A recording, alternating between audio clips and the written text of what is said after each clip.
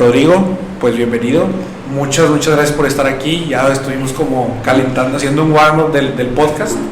Y pues bueno, me gustaría, a todos los invitados les digo esto, o sea, y como ya viste ahí algunos capítulos, me gusta siempre preguntar una pregunta filosófica para que la persona se pueda expandir y definirse, autodefinirse. Y la pregunta es, ¿quién eres, Rodrigo? No, primero, gracias Sergio por la invitación. Como te decía, igual hace rato, como mi primera vez en un podcast ahora de lado como invitado, entonces me estoy estrenando contigo. Entonces, gracias ahí por la oportunidad. Y en términos de la pregunta, sí, está filosófica yo creo, pero y creo que me puedo definir de una forma ahorita, y si me hubieras preguntado hace un año a lo mejor me hubiera definido diferente, y si me preguntas en 3 años a lo mejor también diferente, pero si lo tuviera que resumir, yo creo pues creo que soy una persona inquieta que constantemente está buscando generar valor, ¿no? e impacto, ¿no? De alguna u otra forma.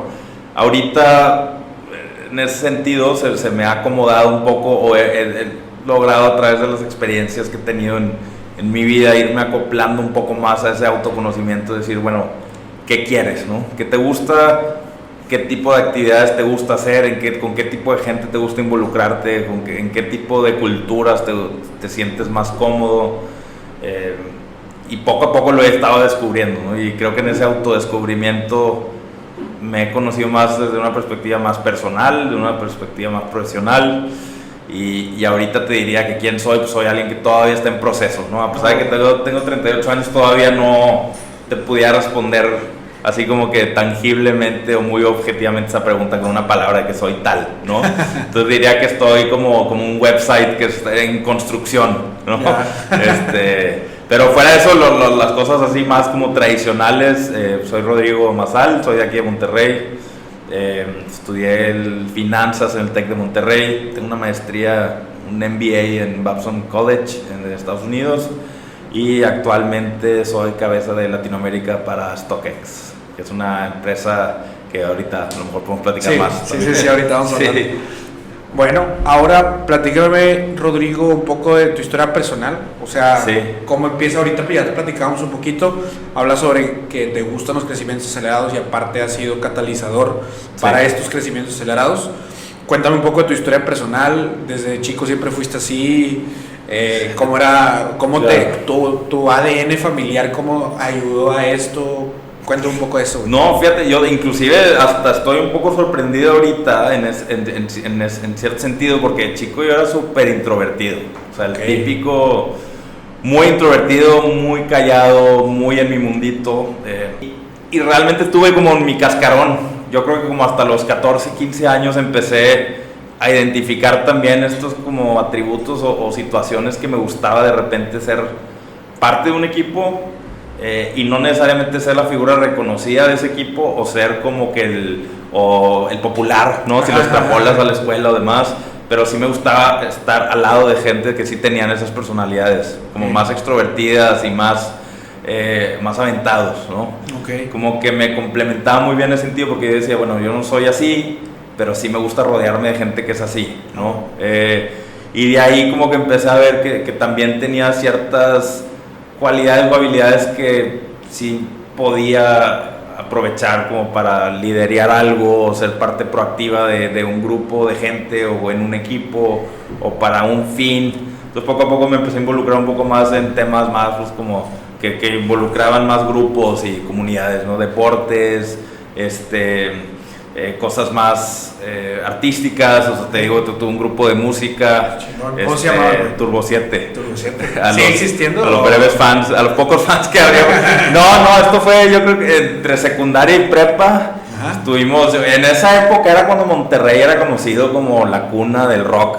Ya, la avanzada regia. La avanzada regia, bueno. Sí, en la época cuando estaba empezando Panda, Surdoc, Jumbo, todo de Gran Silencio, Control Machete, como que Plastilina Mosh, salieron miles, ¿no? Claro. Y de repente, y había 1000 lugares para tocar en vivo acá, ¿no? El Café Iguana, el Nirvana, mil lugares. Entonces como que era una cultura más, exactamente. Entonces ahí fue donde me empecé y por mucho que no era el más popular, ni el más habilidoso, ni talentoso del grupo, pero era parte de, ¿no? O sea, como que ya me había salido mi cascarón y ya empezaba poco a poco a meterme a algo, ¿no? O sea, a abrirme más. Y estuvo chido, la verdad me gustó. O sea, fue una época muy, muy padre en mi vida. De ahí, pues ya no se materializó en una carrera, pero creo que fueron los primeros pasos, como que esas aperturas. Y de ahí, yo estudiaba en el TEC, estudiaba finanzas, te digo, estoy hablando de 2001, empecé yo carrera. 2005 terminé, y en esa época no había todo este ecosistema alrededor del emprendimiento que existe hoy. No había capital de riesgo, no había incubadoras, no había propuestas como tal, sino que más bien todo era gradúate y de la carrera más, o sea, ingeniero industrial, no era el go-to, todos eran ingenieros industrial. Yo estudié LAF, o administración financiera, que era relativamente nueva en ese entonces. Y ya desde ahí empecé a ser como de los diferentes, ¿no? De que como no estudiaste industrial, híjole, no te van a contratar en XY empresa grande, ¿verdad? Sí. Porque eso era la ilusión, o sea, o eso era el caminito, ¿no? O tenías una empresa familiar a la cual te ibas a ir, o tenías que irte a la empresa más grande que encontraras, regia, y hacer carrera, ¿no? Sí. Entonces, pues ni por aquí me pasaba algo que no fuera eso, ¿no? Entonces me gradué de carrera y me fui a trabajar a una empresa regia muy grande que se llama Signux, y empecé ahí en el programa de desarrollo de talento joven que tenían, y estuve ahí haciendo mis pininos inicialmente, ¿no? Y de ahí pues como que no encontré tampoco un espacio como lo que te decía de lo que había encontrado. He empezado a desarrollar más ser parte de algo más único, más que de chiquito se fuera haciendo grande, más ligado a una misión, más con un sentido de pertenencia y propósito, sino que era más bien algo ya muy grande, y pues entrabas ahí como y eres una engrane más, un engrane más, y de ahí pues a ver cómo vas pudiendo, ¿no? Y creo que a raíz de eso, y súper bien, digo, o sea, la verdad es una gran experiencia, es una gran empresa, pero no hubo fit, ¿no? Claro. Y no solo, y hubiera sido probablemente en la que sea, ¿no? Simplemente como que ahí terminó de ser la culminación de eso que preguntabas, de qué me llevó a la siguiente etapa de mi vida, como donde está ahorita, que ahorita podemos platicar más de esa segunda mitad. Esa es la primera mitad, ¿no? O sea, como que... como una ratificación, o sea, de un instinto que tú ya tenías. Sí. Pero que lo viste culminado con, llegué a Signux y ya... Sí, pues es que había empezado muy introvertido y luego evolucioné a un punto en donde ya logré salirme del cascarón y empecé a ser más activo, más proactivo, más social, más entendiendo las cosas que me gustaban y que me interesaban, y dónde me sentía cómodo y dónde no. Y luego me desvirtué otra vez, ¿no? Y no por presión social ni mucho menos. O sea, creo que era como que el caminito donde todos, ¿no? Sí.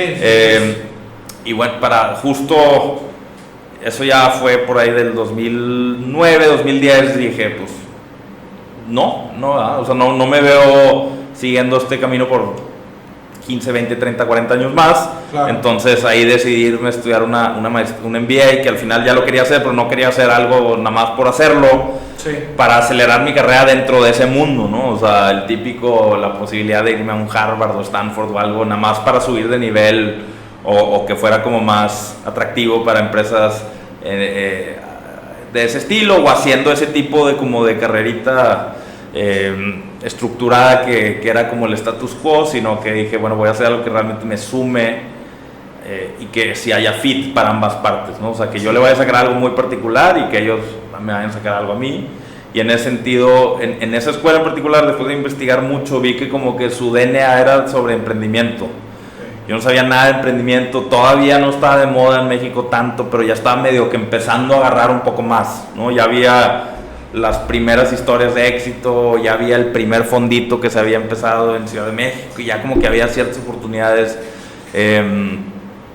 y dije, pues ahí ahí me van a ir a sumar mucho, ¿no? O sea, y fue algo similar a como cuando entré a Turbo 7 o a otras cosas de ese estilo, donde encontré a mi gente, ¿sabes? O sea, encontré a mi tribu, era pura gente que como que medio estaba en el mismo canal, pensaba similar, todavía, o sea, como que ese sentimiento muy de afinidad y esa comunidad en la que te sientes parte, ¿no? Entonces, creo que más allá del tema académico, que sí fue muy bueno, para mí ese año fue más, o sea, como que el catalizador de mi transformación personal, ¿no? Por decirlo de una forma. Sí. Que al final eso es lo que más yo siento, o sea, que la universidad, o en tu caso la maestría, porque, por ejemplo, en mi caso la universidad te sirve, sí, lo académico, definitivamente no vamos a menospreciar esa parte. Me imagino que el college es súper bueno, más en emprendimiento, porque dice su DNA, yo personalmente no la conozco tanto, pero es también un reafirmante de una personalidad que ya traes y te juntas con gente que trae tu mismo DNA y dices, ok, ya I got something, y ya de ahí, de esta base sólida que sientes, ya ahí empezaste, ¿no? Ajá, exacto. Y al final, ahí es como cuando también me tomé el Kool-Aid a todo lo que da, ¿verdad? O sea, yo sí dije, aquí ya me transformaron la visión y sí se puede y hay que entrarle a emprender y había un dicho muy famoso, me acuerdo, que me decían mucho ahí, que decía, un emprendedor está dispuesto a vivir unos años de su vida como nadie quiere para después vivir el resto de su vida como nadie puede, ¿no? Y eso, imagínate, después de venir de cubículos y demás, escuchar eso, dices... Sí, te rompe el esquema, güey. No, me echo maruchan un par de años para después. Y no solo por la parte económica, o sea, en libertades, ¿no? En empoderamiento, en libertad de toma de decisiones, en libertad creativa, en ese como ser, no de tu tiempo, porque al final también como emprendedor mucha gente asume que pues tienes mucho tiempo libre y que andas por donde quieras y que eres tu propio jefe y nada que ver, ¿no? O sea, al final... Eres el primero en llegar, el último en irte y el último en pagarte también, ¿no? Entonces, no es tampoco, no fue una experiencia fácil, ni mucho menos, pero cuando lo estás estudiando y lo estás escuchando y estás leyendo revistas y demás, pues sí, parece como algo... Glamuroso, ajá, exacto. Y ves a los emprendedores como rockstars prácticamente, ¿no? Entonces dices, bueno, no lo hice en la música, a lo mejor en el negocio sí me sale y había una convicción genuina, ¿no? Y real y auténtica de que me encontré en ese sentido y que era un camino que quería seguir y que a ver qué pasa, ¿no? Sí. Entonces después de ahí justo regresé y empecé a emprender, pero ya lejos de la protección del cascarón y la comunidad de allá, ¿sabes? Ahora solo en Monterrey, con la dificultad, por ejemplo, de no encontrar socios o personas que pensaran igual y afín y con ese mismo, o sea, como los que tenía ya y de repente ya aquí, dice, bueno, encuéntralo, ¿no? Y con una economía y un mercado pues, totalmente diferente y lo que sí había pues, siempre muchas ganas, muchas posibilidades, mucho como empuje, ¿no? Claro. Pero luego ya te avientas y bolas, ¿no? Entonces, creo que mi primer de hecho, como venture, por decirlo de una forma, sí. Me acuerdo, se llamaba pidopido.com.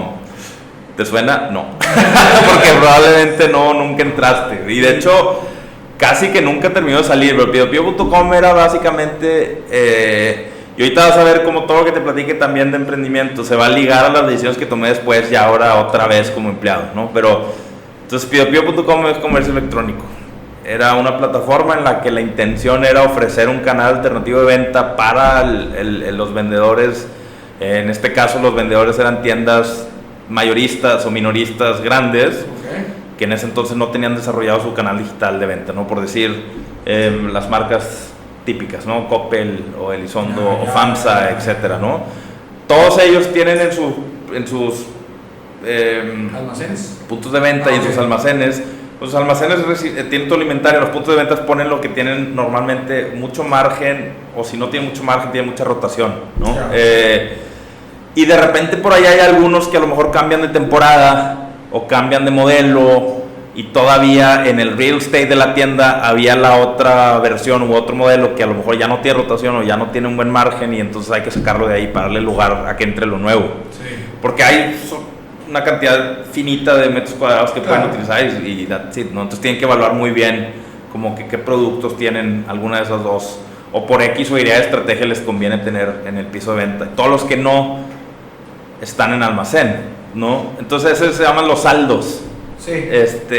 ¿Y qué hacían con los saldos? Pues ese remate, ¿de dónde lo hacías? ¿No? Pues había algunas a lo mejor que tenían tiendas específicas para puro remate, pero en general no existía. Sí. Entonces dijimos, bueno, ¿por qué no hacer una tienda online para que no la consideren como competencia o que no canibalice sus operaciones físicas? Hay que hacerlo online y hay que ser más que un cliente o proveedor, hay que ser un socio estratégico para ellos, para decirles, desahoga todos esos saldos por acá. Perdón que te voy a interrumpir, güey, pero es que esto se me hace una genialidad, güey, en el tiempo que era, güey. O sea, sí tenía, en el papel, güey, tenía todo para ser un éxito. Y sigue siendo. Que justo también fue, o sea, como, y digo eso, sigue siendo, sí, totalmente, pero en ese entonces, inclusive académicamente y no necesariamente por bajos, pero en general todo era a través de haz un plan de negocio. Sí. Y en el papel suena a toda madre, como dices, pero en la práctica o en la ejecución pues ya no fue, ¿no? Claro. Y no necesariamente quiere decir que no hubiera podido ser, sino que no fue por la rigidez también que representa un plan de negocios, y tienes que ser muchísimo más hábil y ágil para pivotear y ver por dónde sí, que claro que tiene que tener sentido de negocio y tiene que tener un camino claro hacia la rentabilidad, pero no va a estar en un plan, no va a predecir lo que va a pasar, ¿no? Entonces, sí, en el plan sonaba muy bien, en la ejecución, esa fue mi primera interacción con un tema digital y de marketplace y de comercio electrónico, justo, pero entonces me enfoqué muchísimo en primero generar ese lado de la oferta. Y al principio, pues muchas de las tiendas me batearon, algunos pequeños me dieron oportunidad y juntamos por ahí a lo mejor 200 productos unitarios, SKUs para sí, ya abrir la página con algo, ¿verdad? Y no nada más de que unos audífonos y ya. Sí. Con 200 dijimos, bueno, pues hacer una prueba mínima viable a ver si funciona concepto, ¿no? Y luego viene otro monstruo que ahora sí es, bueno, ya hiciste la página, que aparte es cero tecnología, ¿verdad? O sea, yo no tenía un cofundador tecnológico ni mucho menos. 2010, 2011 pichándole esto a amigos, pues nadie quiso entrar, todo el mundo ya estaba en su caminito de empresa familiar o empresa grande. Entonces, pues bueno, pues subcontrata el tema de la tecnología, porque pues si no, ¿cómo, no? Sí, entonces, pues, la tecnología más X del mundo y un tipo Shopify o así, pero ni siquiera era ese, porque ni existía, ya ni me acuerdo cómo se llamaba, pero es lo más básico del mundo. Y sin seguimiento de soporte, ¿no? O sea, es como que te pides algo y te dan un paquete y se acabó. De ahí en adelante cualquier consulta es extra y dices, no, pues no. Entonces, muy limitada la tecnología y encima de eso, pues la resistencia de parte de las tiendas. Pero después sí hubo como oye, sí, pues sí, me late. No es competencia, me desahogas mis saldos por un canal alternativo, me representas una fuente de ingresos adicional, pues vas, ¿no? Entonces todo súper bien hasta ahí. Primeros, no sé, a lo mejor 6 meses tomó crear esa cadena de suministro y la tecnología. Y luego ya después salí a vender, pues, no Instagram, no había, no Facebook, o sea, bueno, Facebook sí, pero está iniciando, cero influencers, nada de ese estilo. Era realmente, y pues muy baja penetración móvil, muy baja penetración internet, menos gente bancarizada de la que existe ahorita, menos tarjetas de crédito por allá afuera, menos métodos o motores de pago. No son excusas, es nada más así como poniéndote en contexto. Sí, no, claro. Y al final, pues por ese lado, fíjate que por más que teníamos productos nuevos y auténticos y no dañados, o sea, simplemente fuera de temporada o en remate, que representaban una propuesta muy muy buena a precios al menos 30-40% por abajo de retail. ¿Cómo comunica? O sea, no, ¿cómo llega la gente, no? Ese es el gran problema, ¿no? ¿Cómo lo masifico? Exacto. ¿Cómo hago que agarre tracción? Y al final, era un juego un poco de volumen. ¿Y si llegaste a tener pedidos de que alguien dice? Sí, llegamos a tener pedidos al punto de que había días donde teníamos uno y gong, ¿no? De que Ale nos pidió ¡woo! Y después volteas a ver los números y pues de uno en uno no da. Al final, al ser saldo, la limitación es que pues necesitas mucho volumen porque pues, los márgenes son más bajos, pues estás vendiendo sobre precios de reventa. En este caso, diferente, ¿no?, a lo que está pasando en StockX. En este caso de ese tipo de productos, el valor de reventa es menor al valor de retail, ¿no? Que en StockX es todo lo contrario. Entonces el ticket promedio es bajo, el margen es bajo, pues necesitas un volumen fuerte, ¿no? Sí, claro. Y ahí conocí el famoso costo de adquisición de clientes y valor de el valor de la vida del cliente, y no en un examen en BAT, sino ya en la vida real. Sí. Y al final pues necesitaba una inversión de ya ni me acuerdo cuánto para lograr esa masa crítica de usuarios que tuvieran a raíz o sea, sobre las proyecciones de conversión y de tasas de conversión y de ticket promedio y etcétera, que nos fueran a llevar a mínimo estar tablas, ¿no? Y de ahí en adelante ya hacer el crecimiento exponencial. Pero pues en ese entonces, y menos no había un ecosistema todavía de inversión de capital de riesgo, etcétera. Aún así, lo poco que había, pues sí logré pichar un par, pero pues al final yo solo, sin cofundadores, sin un modelo probado, sin tracción. Sí, no, estaba, así que era titánico. Y no logré capitalizar ningún tipo de inversión, ni siquiera semilla, y como que yo estaba poniendo mi tiempo y mi dinero, y como que dije, y al final total decidí, ya mejor. Y volteé y dije, bueno, ¿qué pudiera poner? Porque no voy a dejar de perseguir este tema de ser emprendedor, pero por aquí ya vi que me topé con pared. Ajá. ¿Qué puedo poner sabiendo las limitaciones de sociedad, sabiendo las limitaciones del tipo de inversiones en esa época, y sabiendo todas las limitaciones que había para emprender? ¿Qué pongo que genere flujo rápido? Pues restaurantes, ¿no? Pues al final ese es físico, es tangible, lo tocas, sí, claro. La gente puede pagar en efectivo, y dije, un restaurante. Pero como siempre, todo en mi vida, en mi cabeza, no puedo hacer algo normal o común. ¿Sí? O perseguir ese, que es un modelo perfectamente válido y quizás hasta más inteligente, sino que siempre tiene que ser diferente, ¿no? Claro. Ese modelo de comercio en ese entonces, de marketplace, con ese enfoque, pues no había, y pues y ahora dije, bueno, pizza, sí es lo que más se vende, pero no quiero voltear en 10 años para atrás o platicar ahí, porque no me emociona mucho decir, pues puse unas pizzas y punto, ¿no? Claro. Mi diferenciador no es nada más que a lo mejor me metí a competir en precio o en velocidad de entrega o algo. Como que no, pero no había una transformación específica, ¿no? Sí, claro. O muy palpable. Entonces dije, bueno, ¿por qué no combinar el producto que más se vende o vendía en ese entonces en ese modelo de restaurante, que era la pizza, con algo cool, innovador y demás? Pues vamos a hacer las pizzas más saludables de México. Las únicas pizzas que te dan la misma experiencia en sabor y textura, experiencia de compra generalizada, pero que si te las comes no te van a hacer engordar, ni te van a subir tu nivel de azúcar, ni te van a subir tu volumen, tu tema de colesterol o grasas o carbohidratos, sino que va a ser altos en fibra, altos con proteína. Va a poder ser un producto que te comes sustituyendo una comida casera y va a tener los mismos beneficios o más a nivel nutricional, pero va a ser una pizza. Y encima va a tener una marca cool. Y pues se llamaba Bravo Pizza. ¿Cómo? Bravo Pizza. Bravo Pizza. Sí. Y Bravo Pizza pues empecé en 2013 más o menos, creo. Con esa idea y esa visión.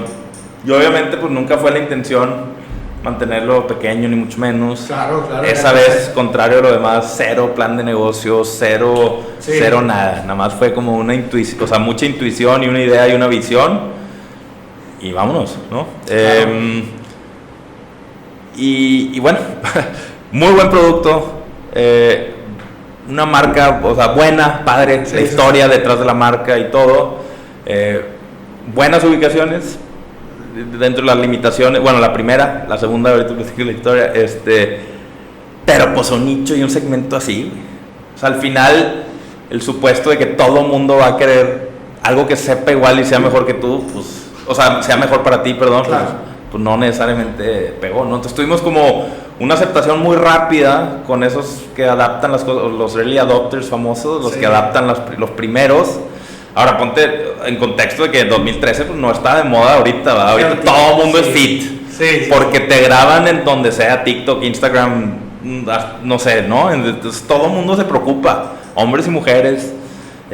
Y empezó toda esta industria alrededor de la salud y del fitness y de las proteínas y del ejercicio y de la comida y demás, que en ese entonces no estaba tan presente. Sí. Yoga y pilates y influencers y todo eso, pues no había. Entonces realmente tampoco necesariamente había ese apetito de verse o de cuidarse tanto, por lo mismo, ¿no? Que tenía cierta anonimidad en ese sentido. Sí, claro. Sí, tienes razón ahí, o sea, toda la imagen y el tema de redes sociales ha catalizado mucho eso de, oye, constantemente me estoy viendo en selfies, en fotos, en TikToks y necesito verme bien. Que encima de eso, digo, sí tiene algo muy positivo en el sentido de que sí creo yo que ayuda a muchas marcas pequeñas, medianas, no solo a las grandes, y no necesariamente a través de influencers, sino que quien sea que tenga una buena propuesta de valor, con una buena historia y un producto que realmente tiene un fit con el mercado, sí es un canal que potencializa, que llegue a la audiencia adecuada y ayude a que esa marca o empresa o persona llegue a donde tenga que llegar. Y eso sucede orgánicamente cuando es auténtico, ¿no? Cuando es real. No necesita haber ese como proceso artificial de hacerlo a través de una inversión exagerada en X o Y canal o con X o Y persona. Claro. Porque puede llegar a llegar, pero pues se va a caer, ¿no? No es sostenible en el tiempo cuando no hay ese fit, producto mercado, esa autenticidad, esos valores. Creo que eso es lo único que sostiene a las marcas con el tiempo, ¿no? Claro. Lo demás pues lo puedes simular o lo pagas, ¿no? Sí, claro. Pues, siento yo, y no por echarme flor ni nada, que sí está padre el concepto, ¿no? Sí, y si éramos auténticos y realmente, o sea, fieles a lo del producto, o sea, sí era real y sí nos preocupamos y sí éramos transparentes con la información nutricional y todo. Pero igual el segmento y el volumen que teníamos, pues a la madre, o sea, pues no da, ¿sabes? O sea, ese famoso hockey stick no llegaba. Entonces, pues ahí andabas yo operando y pues, digo, tú lo vives también, o sea, le metes 15, 16 horas, sábados y domingos también, y andas en friega y luego acaba el mes y te sientes toda madre y ves el estado de resultados y dices, madre, valdrá la, o sea, es fuerte, ¿no? Y después de ahí empiezan todos esos dichos y pósters que te mandan de que 5 años pobre, 20 años rico, y para la gente que es importante solo la parte económica, para mí no. Sí, obviamente súper importante y relevante, y claro que ha influenciado en las decisiones que tomé posterior, pero siempre también tiene que estar ligado a algo que haga que en las mañanas te levantes a pesar de y digas me gusta y estoy creando algo o estoy participando en algo que sobre mi tiempo el retorno es valioso, ¿no? Más allá del dinero.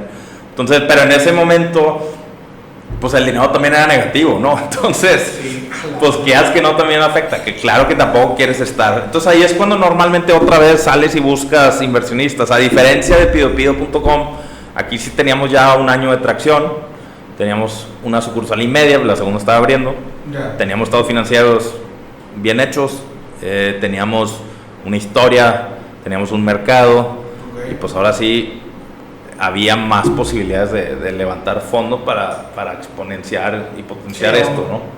Y encima ahí sí ya consideras y contemplas de que con esa lana, güey, ya me puedo empezar a pagar aunque sea tantito para mantenerme engaged, ¿no? Y seguirle y continuar con ese sueño a pesar de que tengo que soltar parte del capital a alguien más que me lo financie, ¿no? Sí, totalmente. Pero pues no, tampoco llegó en ese momento. Entonces seguimos creciendo orgánicamente y a través de distintas líneas de crédito y métodos de financiamiento alternativo a una inversión. Y bueno, entonces como que esa era ya mis 4 o 5 años después de haberme graduado de la maestría, ahí es donde estaba. Entonces imagínate también como voltear y decir, pues las ilusiones y la visión de lo que tenía, de lo que podía pasar en 4 o 5 años versus donde estoy ahorita, no necesariamente viéndolo como un fracaso o ganar, ¿sabes? Pero como que evaluando de ¿estás bien? ¿No? Personalmente, o sea, como que estás contento y quieres mantener o quieres volver a pivotear y hacer un cambio, ¿no? Y ahí entonces empecé a involucrarme también en otros negocios como paralelos a mientras se consolidaba y mientras podíamos dar ese otro paso de fintech particularmente, de empresas ahí, startups de microcréditos, de préstamos personales. Igual todo esto que te estoy contando, todo pasó antes de todo, ¿no? Antes de Quesky, antes de Confío, antes de las que quieras, ¿no? O sea, estos 2014, 2015 no había unicornios, no había fondos, no había rockstars, no había nada. Era la época. Sí, y en Monterrey particularmente, que también nos dejaban bien abandonados. O sea, todo está centralizado en el DF. Yo creo que México es un país bien raro en ese sentido. Creo que está muy centralizado. O sea, en ciertas cosas, porque o sea, lo político, pues de cajón, pero lo económico también. O sea, ahí te puedes pensar, si es una empresa internacional, primer ciudad que piensas para venirte a operar en México es Ciudad de México. Ah, sí, pero pues, ¿por qué? ¿Sabes? O sea, nada más por la densidad poblacional o por la por ser capital, yo diría. O por ser capital. Pero entonces, ¿por qué no están todas las empresas gringas en Washington DC, por ejemplo, no? O de diferentes países en sus capitales. Es algo bien particular en México, que es algo que justo peleé en StockX y dije, a ver, empresa internacional global, startup increíble y todo, yo me quedo en Monterrey y el HQ va a estar en Monterrey, ¿no? O sea, vamos a empezar a pesar de que hay operaciones en Ciudad de México, o sea, claro. Y pues ahorita ya es virtual, remoto, viajes, talento, todo hay en todos lados. O sea, no, claro. Y como que esas limitaciones geográficas o esa centralización ya no le veo sentido. Al menos que sea muy crítico para tu negocio. Claro, pero sí, yo por ejemplo lo veo en temas así como de la industria del entretenimiento. Bueno, ahí sí está súper centralizado. Pero ya lo que hablemos fintech, o sea, no sé, tecnologías de la información en general, güey, manufactura no se diga, o sea, aquí está la meca. Sí. La verdad. Pero, bueno, total, pasaste estos emprendimientos. Ajá. Al final, pues, ¿cuánto duró Bravo Pizza?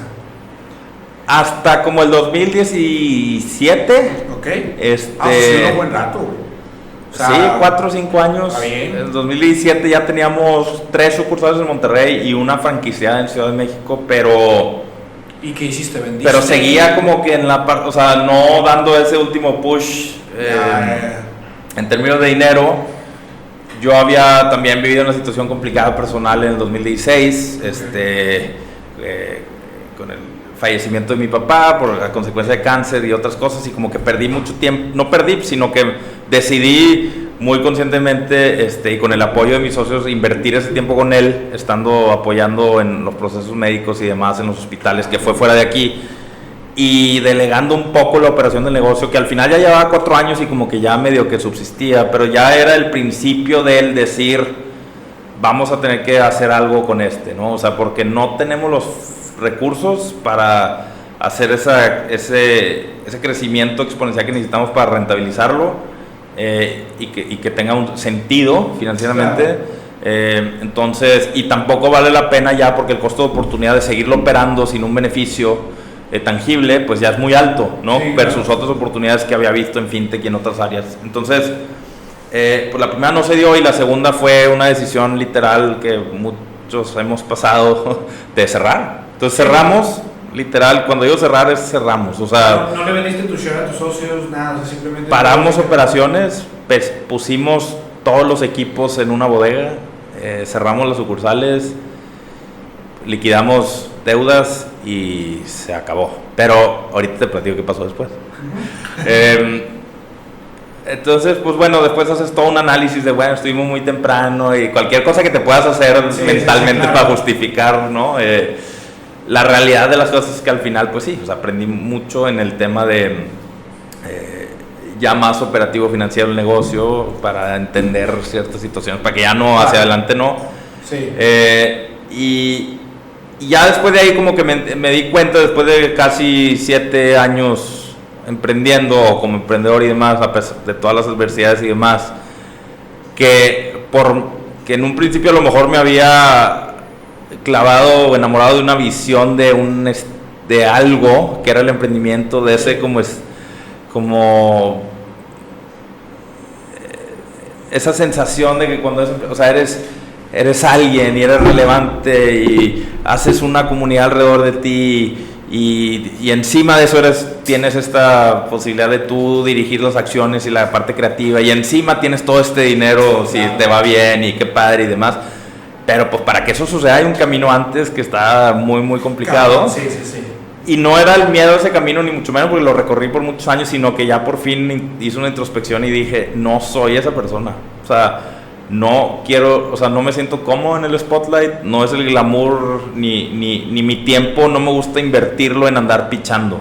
Sí. Y en andar viéndome con gente, convenciéndolos para que me den dinero, vendiéndoles un sueño, etc. Me gusta más ser la persona que es igual que lo que te platicaba en el colegio. Sí. Hay esa persona que tiene esa facilidad, ese magnetismo, ese carisma y esa inteligencia para hacer ese tipo de cosas. Ya vemos los que somos mejores siendo parte de su círculo y estamos pegando a él, pero como un complemento, pero estando más ligados al día a día y a la parte operacional y al ser la persona atrás del escenario, ¿no? O sea, ser como no ser Steve Jobs, sino más bien un Steve Wozniak, o no ser, en el caso de WeWork, por ejemplo, no ser Adam Newman, sino ser Miguel McKelvey, ¿no? O sea, ser el number 2 guy, ¿no? No importa que no estés en las portadas de la revista, etcétera. No era de mi agrado, ni quería invertirle más tiempo en mi vida a hacer ese como... Tuve la idea y me enfoco más en pichar y en buscar dinero y en andar, más como en ese enfoque más de la imagen más grande y más de la visión y estrategia a futuro, sino que me gusta arrancar y vámonos y estar pegado y con velocidad y ver los resultados tangibles rápidos. Claro. Y sobre todo colaborar con personas y tener toda esta cultura alrededor de, ¿no? Entonces como que ahí dije, bueno, pues entonces puedo pegármele a alguien que sea ese perfil y ser su cofundador o su primer empleado. Sí. Pero la verdad es que en ese momento pues no encontré a nadie o no se dieron las cosas. Claro. Y entonces dije, bueno, pues lo hago con alguien más, ¿no? Claro. O sea, ya como empleado y empecé ahora entonces a tener ese caminito más por ese lado, ¿no? Entonces, tuve la oportunidad primero de hacerlo en Banregio en un periodo corto de tiempo, que te digo que ahí me topé con Diego y con René, de hecho. Pero fue un periodo breve y todavía en sí tenía parte de lo que estaba buscando, pero no todo, y de ahí salió la oportunidad de WeWork, que esa sí la tenía un poco más marcada y más clara, ¿no? O sea, como primero en Monterrey, startup con todo este hype atrás de ella y con una cultura muy padre y con un modelo que al final yo como emprendedor hace rato te decía que todo se ligaba, porque un modelo como el de WeWork te permitía, no es un tema para mí, o así lo veía y lo sigo viendo, nada más un lugar para rentar una oficina o un espacio de trabajo colaborativo, sino que es un lugar en donde convergen todas estas variables que necesitas para acelerar tu curva de aprendizaje o potencializar más tu persona y tu negocio. Ahí vas a tener un networking, pero no chilero, sino muy efectivo, porque es pura gente que es o claramente un potencial cliente o proveedor o inversionista o mentor. O sea, hay algo, porque al final todos los que están ahí son profesionales igual que tú y todos están en alguna... Pero pues auméntalo a que en 1000 industrias y verticales diferentes y encima en 1000 ciudades diferentes del mundo y países y demás, ¿no? Entonces, como que es ese ecosistema más al alcance de la mano y no tan centralizado como lo que hablábamos de me tengo que ir a México a un tour de 2 semanas para ver a quién conozco. Pues aquí lo puedes conocer en un WeWork, ¿no? Entonces, como que dije, qué padre poderme traer esa experiencia que yo no tuve a Monterrey. Y después a Guadalajara y como parte del equipo en México. Encargado como, digamos, director a nivel nacional, ¿no? En regional en Monterrey y Guadalajara después. Es decir, sí, todas las operaciones que había en esas 2 ciudades. Ciudad de México tenía su propia, porque pues es muy grande el mercado al final, ¿no? Pero pero era parte también de ese reto padre y valor de decir, o sea, que no se quede en México, hay que traernos también a Guadalajara y a Monterrey. Entonces, y bueno, y ahí fue una experiencia muy única. Al final me tocó entrar en el 2018, cuando estaba en una época de crecimiento acelerado, pero lo que sigue acelerado. Creo que en mi primer año que entré abrimos tres ubicaciones en Monterrey en 5 meses. Y para quien no conozca, WeWork son espacios de como que 1,000 metros cuadrados o... Son más grandes. Pues lo más chico que teníamos aquí tenían como 3.200, 3.500 metros cuadrados hasta 10.000, 11.000 metros cuadrados. Enormes que hay que gestionar, la construcción, el equipamiento, luego que venga la gente, vender, operación, contratar, o sea, era un... Sí, servicio al cliente, sí, son modelos complejos operativos, pero también tienen sus ya después de que habían abierto cientos alrededor del mundo, ya tenían cierta experiencia alrededor, sobre todo de temas de construcción y otros sistemas que se usan para apoyar esa operación del día a día y apalancar a que no sea tan complicado, y si pueda el equipo de cada uno de los edificios tener un enfoque más hacia el usuario para mantener una muy buena experiencia, ¿no? Y ahí en WeWork, perdón que te interrumpa, o sea, haciendo y ahorita quiero hablar en la segunda parte de StockX, que es lo que está haciendo ahorita, pero WeWork, porque siendo una startup, o bueno, una empresa ya tan reconocida, güey, y habiendo hecho ese, o sea, no encuentro otra palabra mejor, pero ese chingadazo de crecimiento que tuvieron en un año, todas las sucursales que abrieron. Sí. ¿Cuál es tu mayor aprendizaje de eso? Yo creo que en la parte que más aprendí y que me gustó más en general, o sea, que me trajo más, no solo aprendizaje, sino satisfacción personal y que me encantó y que quise seguir buscando siempre hacia adelante, es también entender, o sea, por fin tuve una oportunidad de estar en una situación en la que tenía, como te decía, esa como que dualidad entre un formato, pues, empresarial, por decirlo de cierta forma, porque había cierta infraestructura y soporte, pero también muy emprendedor y muy de empezar de cero y solos y con algo de recursos, pero tampoco es que teníamos todo, ¿no? Muchas cosas también las fuimos inventando de un día para otro y creando y así, entonces no se quita esa parte de innovación y creatividad, pero en particular la experiencia de ahí me dio una oportunidad de ser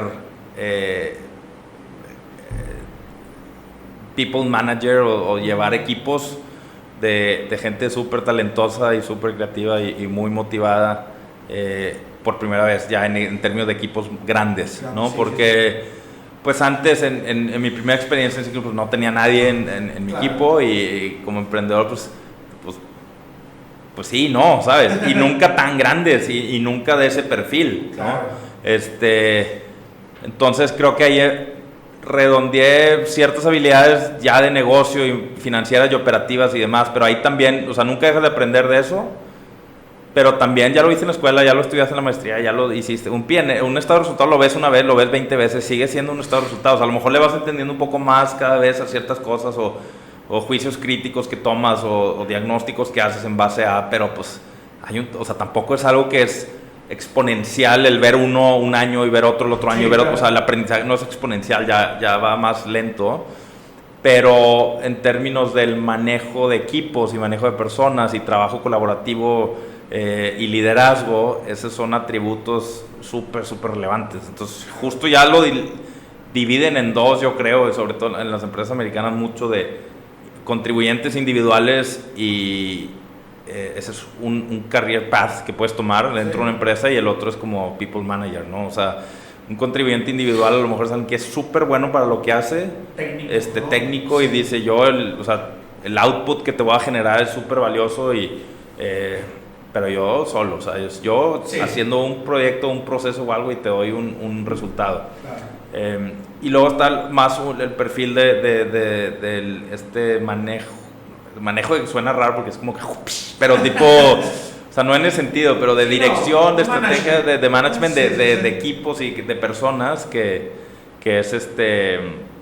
es muy padre y muy gratificante, ¿no? Y creo que eso fue, o sea, la oportunidad de estar más expuesto a eso, y colaborar con el equipo local que para mí es súper importante y relevante desarrollarlos y tenerlos una cultura muy particular y tenerlos en un nivel por encima inclusive de los demás, una competencia interna sana, ¿no? Claro. O sea, de que la experiencia, sabiendo que al final pues es finita, todos estábamos o sea, son ciclos, que el ciclo que estuviéramos todos en WeWork, por fuera un mes o 5 años o lo que sea, se llevaran algo, se llevaran muchísimo, ¿no? Porque eso sí, definitivamente creo que la experiencia en mi caso en particular duró 3 años y un par de meses, pero se sintieron como 20 años, ¿no?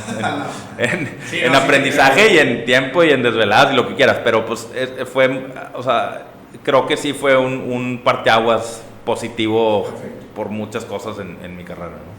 Empezamos la segunda parte, Rodrigo. Te agradezco bastante todo lo que nos has compartido hasta ahora. Y ahora sí vamos a hablar un poquito como del presente.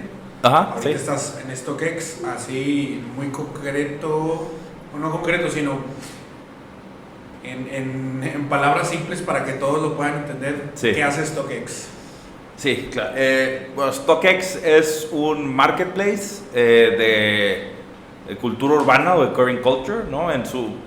Tiene diferentes verticales, la más popular, la más grande es tenis o sneakers, ¿no? Sí. Que son todos estos tenis no necesariamente deportivos, sino como más de moda o urbanos, que tienen más urbanos y aparte pues tienen 1000 factores atrás pero es un marketplace global que encima de tener esas verticales y esa oferta de productos especializada, donde conecta vendedores y compradores de 200 países en el mundo. Sí. Su diferenciación principal son dos en términos de la propuesta de valor. Uno es que utiliza toda esta dinámica que tiene el mercado de valores, que usa cualquier inversionista para tomar la decisión sobre la compra de las acciones que va a hacer, ¿no? Okay.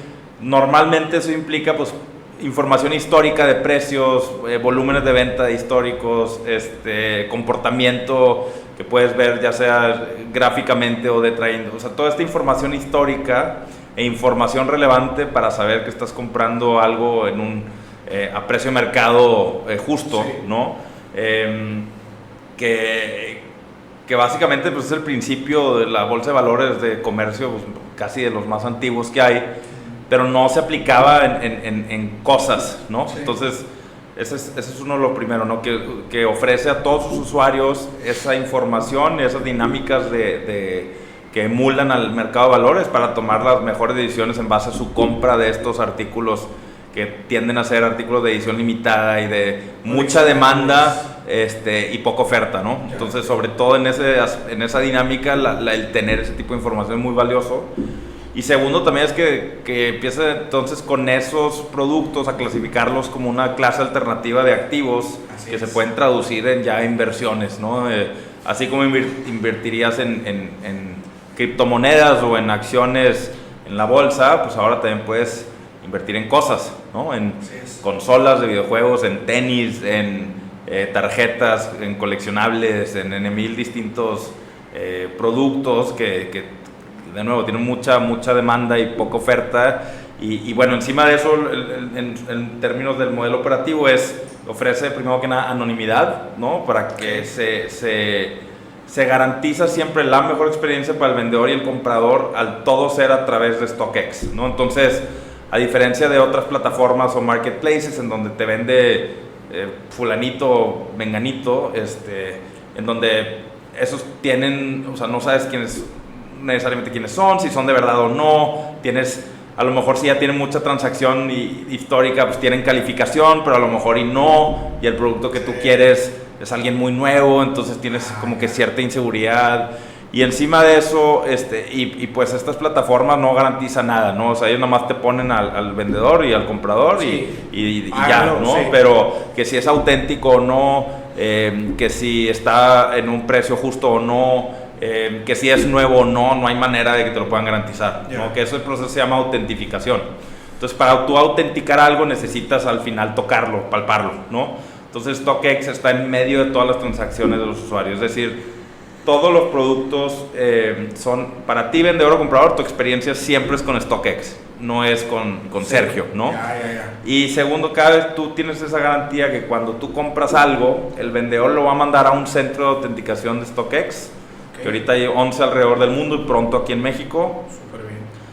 Quien recibe ese producto, validamos que es nuevo, que nunca ha sido usado, que es auténtico y no es falso, y le ponemos una certificación de que es auténtico, y una vez que se valida que todo está perfecto, que se llama dead stock el concepto, ya le llega al comprador, ¿no? Entonces nos sentamos en medio de todas las transacciones. Entonces es el segundo diferenciador versus otros marketplaces. Eres un árbitro prácticamente que valida que verdaderamente tu cliente esté recibiendo algo que me imagino les ha pasado, aquí no porque apenas van a abrir, pero oye, llegó algo y no es, entonces me imagino ahí ustedes, oye, te reembolso y bloqueo. Cuando tú eres un comprador y si el vendedor manda un producto que no es nuevo ni auténtico, tú como comprador nunca no sabes, ¿no? Sino que el algoritmo funciona de tal forma que, o sea, al vendedor se le regresa ese producto y dice, sabes que no pasó, pero empieza a buscar entre toda la oferta global que hay el mismo producto que tú habías comprado con otro.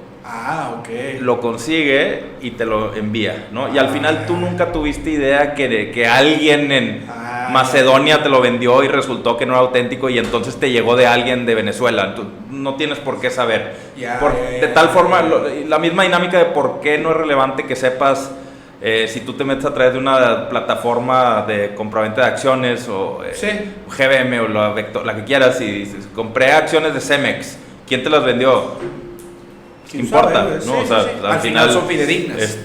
Quien te administró la transacción y las tienes tú en tu cartera es la intermediario. De quién eran antes o quién las vendió para que luego tú las compraras, pues qué más te da, ¿no? Entonces, lo relevante es la infraestructura para que cuando las recibas sean auténticas y originales y toda esa propuesta de experiencia.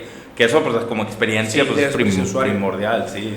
Y ahorita antes igual de empezar, me platicabas un poquito de cuál era tu meta, porque tú estás empezando aquí como el empleado 1 en la TAM. Sí. Y eres el head de todo México y Latinoamérica, me imagino. Sí. Entonces, ¿cuál es la meta que ahorita traes? ¿Qué viene para StockX aquí en Latinoamérica? Definitivamente, primero localizar la operación para mejorar la experiencia para todos los usuarios que hay en México y en Latinoamérica, tanto que hablen español o portugués en el caso de Brasil, ¿no? Y por eso me refiero que como primer paso, localizar la plataforma web y móvil, o sea, que exista, o sea, que ya haya una versión en español, ahorita está en inglés solamente, y que no solo esté el lenguaje en español, sino que también los métodos de pago soporten el peso, ¿no? Y tengan las plataformas de pago alineadas a lo local. Y segundo es que exista un centros de autenticación en los países relevantes de la región para también incentivar el crecimiento de operaciones intrapaís, ¿no? O sea, que compradores le compren a vendedores mexicanos, ¿no? Y con eso normalizamos el precio al no nada más ser ya un modelo de exportación e importación, sino que también haya dinámicas de mercado de movimientos locales, lo cual van a nivelar los precios, porque ahorita la mezcla, todas las importaciones tienen ciertas tasas y cuotas de importación que pues se eliminan cuando ya es a nivel local, ¿no? Entonces esa mezcla hace que se normalicen los precios y lo hagan todavía más atractivo en la parte de los compradores y en la parte de los vendedores también, pero también siempre va a existir la posibilidad de que exporten a más de 200 países y también tengan muy buenas oportunidades de negocio ahí, ¿no? Perfecto.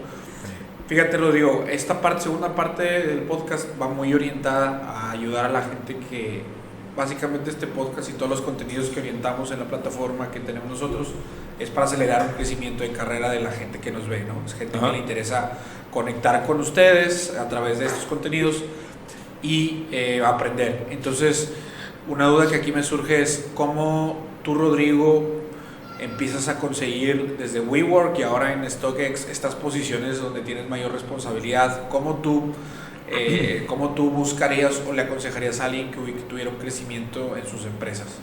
Claro, sí, yo creo que en mi caso particular a mí me ayudó mucho sí hacer, y es algo cliché a lo mejor, pero o sea, voy a hablar de las diferentes partes o variables de la fórmula Pero una de ellas, importante y relevante, fue esta introspección de entender qué quería, ¿no? O sea, más allá de qué quería, que puede ir desde los temas muy, muy tangibles, desde qué ancho de banda quieres tener en tus responsabilidades, en qué áreas funcionales quieres estar, cuáles son tus expectativas económicas, o sea, ese tipo de cosas, pero también entender qué atributos y qué culturas también te gustan más y te sientes mejor y sientes que vas a ponerte en una posición de tener éxito porque existe esa sinergia entre tú y la actividad que estás realizando, y esa actividad es al final para una empresa, y esa empresa está conformada por personas, y como cualquier organización por personas, pues es volátil y es subjetiva y tiene en mil distintas complicaciones, pero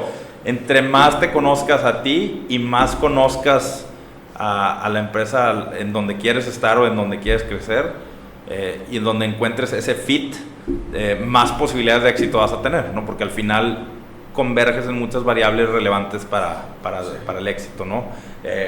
De ambos lados. Sí.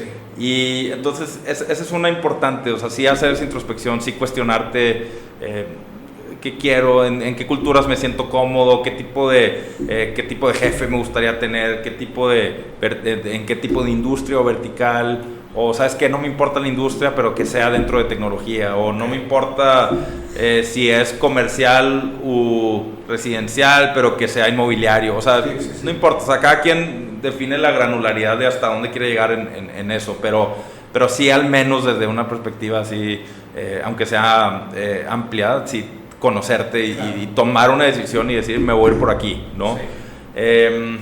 No le veo mucha diferencia, o sea, la gente a lo mejor también asume que es muy diferente ser empleado y ser emprendedor, o ser intrapreneur, que ahora es la nueva también, sí. Que soy emprendedor o empleado, ¿no? Sí.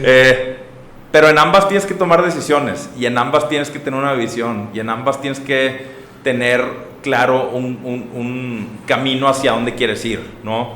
Ya si llegas o no va a depender de mil variables tuyas y ajenas a ti, sí. Pero sí tienes que tener una visión hacia dónde quieres ir, y sí tienes que tomar riesgos, y sí tienes que tomar decisiones, y sí tienes que salir de comfort zone, y sí tienes que experimentar, etc. Entonces no te limita una carrera como empleado a como emprendedor, de que todo es seguro y todo es tradicional y todo es ordinario y todo es estable, para nada. O sea, sí, claro. Y si quieres trascender y tener mucho éxito como empleado, también tienes que tomar muchos riesgos, y tienes que tomar muchas decisiones, y tienes que hacer cambios y ajustes, y tienes que venderte, y tienes que hacer muchas cosas, ¿no? Entonces es importante conocerte y hacer todo ese autoconocimiento antes de entrarle a ese proceso a full.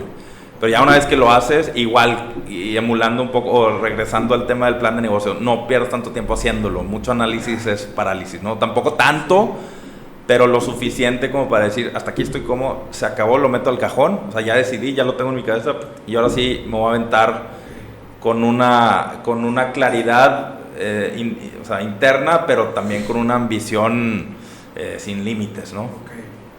Por ejemplo, ahorita hablabas y quisiera ahí ver tu perspectiva. Ahorita hablabas, cuando estábamos tocando el tema de WeWork, de oye, pues fueron muchas desveladas y fue un caos y eso, y debió ser, o sea, sí. Abrir tantas sucursales en un solo año está cabrón, sí. Es la definición. A lo mejor no es políticamente correcto lo que voy a hablar, porque ahorita, como todo, ¿verdad? Los tiempos cambian, pero ¿qué tanto crees que a veces como una persona que quiere agarrar una responsabilidad tenga que trabajar un poco más, o tenga que ir esa milla extra? Yo no creo que es tanto de que o sea, fue muy circunstancial lo de las desveladas y esas cosas, ¿me explico? O sea, uno era, o sea, la velocidad con la que estábamos trabajando, sí. Era un tema de físico, o sea, sí. Porque los establecimientos físicos requieren, en prepandemia, sí. Mucha presencia física también, sí. Y probablemente si hablas con cualquier persona que esté involucrada en temas inmobiliarios y de construcción, te dirían que las horas largas es lo más común. Sí, de hecho. Yo no veo una correlación entre el trabajar mucho tiempo y tener éxito, sino que más bien y también es medio cliché, pero es trabajar inteligente más allá de que trabajar fuerte, ¿no? Claro. Suena mejor en inglés, o sea, work smart, not hard, exacto, ¿no? Entonces así creo que cuando vas a habla porque vas a decir algo que va a tener impacto.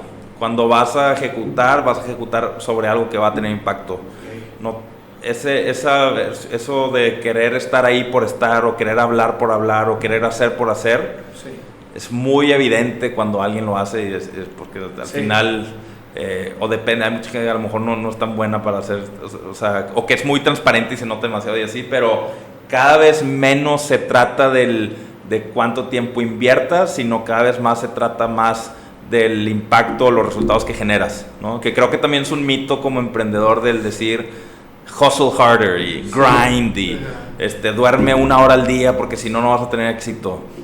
Si estás trabajando 23 horas en algo que es una idiotez y estás perdiendo el tiempo, pues entonces ¿dónde está el beneficio de las 23 horas? ¿no? Entonces sí hay que tener esa humildad también de reconocer cuando no, y claro que aparte también, y más ahorita antes que nunca, en lugar de acabar, pues, o sea, que hay tanta información sobre el bienestar emocional y mental y demás, que es una fuerza, es que tienes que dormir X cantidad de horas, y tienes que comer bien, y tienes que hacer ejercicio, y tienes que tener una vida social, y tienes que, o al menos yo no sé si alguien o sea, tú o alguien de lo que nos escucha ha visto un estudio diferente. Yo jamás me ha comprobado nadie la correlación entre trabajar más horas igual a más éxito, o sea, claro. no lo veo. ¿Qué rasgos tú consideras o qué configuraciones debe tomar en cuenta una persona o qué cambios? Ahorita hablabas, oye, ¿sabes qué? Tengo que hacer una introspección, ok, ya la hice, guardo en el cajón la planción y ejecuto. ¿Qué cosas tengo que cambiar de mi forma de ser, en mi actuar, etcétera, si quiero ir alcanzando esas cosas? Creo que más que cambiar es encontrar dónde, como eres, vas a funcionar mejor. ¿Me explico? O sea, volviendo un poco al otro tema, pero por ejemplo, esas desveladas, esas trabajadas tarde, ese drive, no se sintió jamás ni se ha sentido como una carga. Me explico, fue algo al revés, fue emocionante, fue de mucho aprendizaje, sentía la adrenalina y sentía, porque al final había una afinidad, y cuando hay esa afinidad y esa sinergia, sí, claro, más allá de las horas, hay una comunión real entre lo que estás haciendo y tus valores y tu manera de ser y etcétera, y lo que crees mucho en lo que estás haciendo y no se siente tan pesado, ¿no? Claro. Entonces yo no creo que es mucho de hacer y decir, híjole, soy muy no soy tan proactivo, por decir algo, o soy muy aprensivo, entonces ya no voy a ser aprensivo, pues ni que fuéramos robots de que change, ¿no? O sea, yo no pudiera de mis personalidad, o sobre todo, pero mis características en términos de mi carácter, cambiarlas de un día para otro, y menos a mis 38 años, ya soy como soy, ya soy quien soy, pero sí puedo, al saber muy bien eso, entender en qué ámbitos, en qué circunstancias puedo funcionar a pesar de ser como soy, ¿me explico? Sí. Pero mi expectativa nunca es cambiarme a mí mismo para satisfacer a alguien, y ese alguien puede ser moral o físico para tener éxito, ¿me explico? Sino que más bien es, ¿dónde hago fit? ¿Qué es lo que te digo? O sea, ¿dónde hago fit? Por eso es tan importante hacer esa introspección. Esa introspección y tomar riesgo, porque un proceso de entrevistas, para entrar a un lugar, 2, 3 entrevistas, a veces casos, a veces no, pues tampoco es como que te van a dar 100% de visibilidad si vas a ser fit o no. Claro. Vas a tener una idea educada, pero a lo mejor entras y encuentras eso y vas a ser feliz, ¿no? Y vas a explotar y te va a ir súper bien, y a lo mejor va a ser un catalizador para la carrera, para lo que sigue. A lo mejor te vas a quedar ahí mucho tiempo, y a lo mejor y similar a haber emprendido un negocio y cerrarlo, tomaste una decisión, no funcionó, pivoteaste y te fuiste a otro lado, es lo mismo. Claro. Los principios son los mismos, pero no es, sí puedes siempre aprender de ti y de qué te gusta y no te gusta, y de para qué eres bueno y no eres bueno, y tratar de utilizar ese conocimiento hacia adelante para tomar mejores decisiones, pero no cambiarte. Sí. ¿Tú qué preguntas o qué señales ves para que alguien diga, ok, aquí no es? Por ejemplo, cada quien tiene esas definiciones bien particulares. O sea, así como ejemplo, simulando vamos a inventar un personaje ficticio, Pedro. Pedro dice, para mí es relevante en mí, porque aparte es lo mismo que tu pregunta inicial de quién eres. O sea, para mí hoy es una cosa. Claro. A lo mejor en 2 años ya es otra, porque a lo mejor ya tengo un hijo, o a lo mejor tengo un compromiso, lo que tú quieras, ¿no? Exacto. Entonces, a lo mejor ahorita no me importa mucho la compensación económica, porque estoy muy enfocado en el aprendizaje y en el crecimiento exponencial de ese tipo de circunstancias.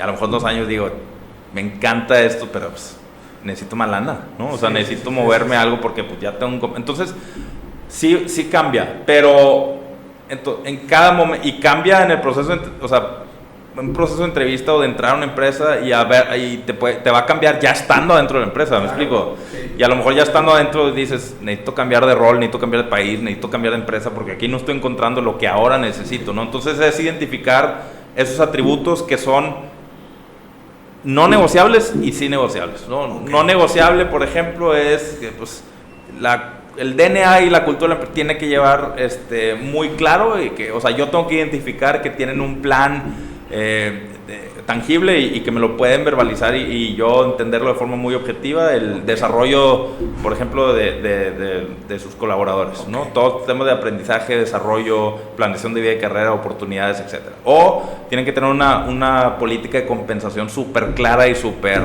que haga fit con lo que estoy buscando, ¿no? O tienen que tener oficinas en Europa porque quiero vivir en Europa en algún punto de mi vida. O sea, cada quien va encontrando cuáles son, ¿no? Y luego esas son las no negociables, ¿no? Sí. De que aunque te busque el que sea, no vas a hacer. Si no, pues dices, pues no es para mí. Ahí, claro. ¿Verdad? O sea, y hay otras que a lo mejor cedes un poco, ¿no? Porque tampoco puede, de que pues, al final es una empresa que no controlas todo, ¿no? Entonces a lo mejor hay otras cosas que dices, bueno, no me encanta que pueda tener, no sé, juntas todos los días, ¿no? Ahorita porque está de moda este concepto de no juntas los miércoles para que te puedas hacer catch up en el resto de tus pendientes. Y aquí en esta empresa no lo tienes. Sí hay juntas diario. Pues no me encanta, pero bueno, no me va a matar. Entonces, como que cedes un poquito, ¿no? Entonces, es más porque al final es igual que una relación en cierto sentido. O sea, tú tienes que estar al 100 para poder dar el 100. Claro. Tú tienes que estar igual de comprometido, tú tienes que dar el 100 y esperar que te regresen el 100 dentro de las limitaciones de lo que te dijeron que te iban a dar. Claro. Porque a diferencia de una empresa con una persona, pues ellos, o sea, sí, es lo que es y punto, ¿no? Sí. Pero, por ejemplo, sí puedes anticiparte a los cambios organizacionales o culturales que van a tener en base a la información que te dan al principio. O sea, si tú identificas que es muy claro hacia dónde van y cuál es su misión, cuál es su visión, si platicas con varias personas, entiendes el fit, la cultura que hay, el tipo de personas que hay, claro, puedes medio asumir que en 2 años, 3 años, 4 años, el tipo de decisiones que van a tomar van a seguir siendo afines a ti y no se van a ir por la tangente de un día para otro, de que de ahora en adelante todos, no sé, o sea, era una cultura súper abierta y juntas con el CEO todos los viernes y cada quien le puede preguntar lo que quiera y de repente nadie puede hablar con nadie porque los corremos y hablan, o sea, pues no va a pasar esa, ¿sabes? O sea, entonces como que puedes asumir y predecir ciertas decisiones hacia adelante. Oye, ya para finalizar, me gusta preguntarle, y eso es también medio robado de otro podcast, creo que tú vas a ser igual, pero el punto es, ¿cuál es el mejor consejo que te han dado a ti? En general, para la vida, tu vida. Híjole, yo creo que deja de compararte, ¿no? Okay. O sea, y creo que es un tema pues, muy natural del ser humano, siempre estar viendo a ver por qué yo esto, por qué los otros no, y no solo con personas, sino también con circunstancias, situaciones, y pues, siempre estás preocupado del entorno y de por qué a mí me faltan oportunidades. Al final, deja de compararte, tú haz tu vida y toma tus decisiones y busca lo que para ti funciona y lo que te da a ti felicidad, lo que sea que eso signifique para cada quien, en todos los aspectos, ¿no? Emocional, espiritual, físico, económico. Imposible que cuadre con el de nadie, ¿no? Inclusive con tu pareja va a haber variación de eso, o sea, entonces deja de compararte. Perfecto. Muy bien, Rodrigo, pues con eso vamos a terminar. Te agradezco bastante todo el tiempo que te tomaste estar aquí. Y pues nada, ¿nos puedes dejar alguna red social o red profesional si es que quieres ser seguido en algún lado? Sí, claro, digo, en LinkedIn estoy como Rodrigo Mazal. O sea, así me encuentran. Mazal con Z. Mazal con Z. Okay. M de mamá, A, Z, A, L de Luis. Ok. Y en Twitter, Rodrigo-Mazal, igual. ¿Y para qué bueno, si quieres otra red social o si es Instagram rmazal12. Ok. Se me había olvidado por eso. En TikTok no estoy. Ok. Oye, ¿para qué te pueden buscar LinkedIn? Si alguien, o sea, ve esta plática y claro, hace clic con alguno de los temas, te pueden buscar para temas de crecimiento, comercial, temas de startup, ¿qué más? Sí, totalmente, sí, de lo que quieran realmente. No me quiero poner en una posición específica, me gusta todo. Di clases en el TEC muchos años, entonces tengo como que también ese lado didáctico y me encanta dar mentorías y platicar y pues también digo, estoy armando el equipo del StockX de México y Latinoamérica, entonces también gente que esté interesada en tema de marketplace, de comercio electrónico, de opciones alternativas de inversión, pues feliz de hablar. Perfecto, pues muchas gracias Rodrigo y esperemos vernos pronto. A ti, Sergio, gracias.